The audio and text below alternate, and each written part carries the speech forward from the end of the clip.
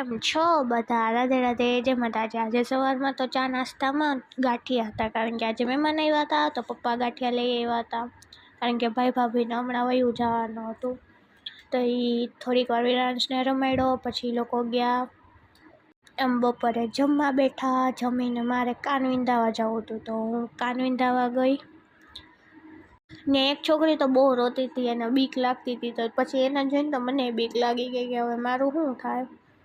પછી મેં કાન વિંધાવા બેઠી, મને કાક કાક તો થતું પણ હવે શોખ છે તો કરવું તો પડશે જ। તો કાન વિંધાયો, નાનીના ઘરે ગયા, ત્યાં થોડીક વાર બેઠા, પછી પાછા રિટર્ન થયા। ઘરે આવીને મમ્મીએ પાઉંભાજી બનાવી હતી તો પાઉંભાજી ખાધી।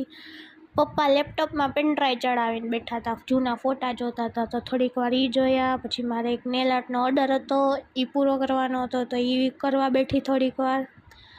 આ છે એનો ફાઇનલ લુક। મને તો કાન બહુ દુખતો હતો, કેવો થઈ ગયો હે લાલ લાલ। બસ આજ માટે આટલું જ, મળીએ કાલના બીજા મિની વ્લોગમાં। ટાટા બાય બાય, રાધે રાધે, જય માતાજી।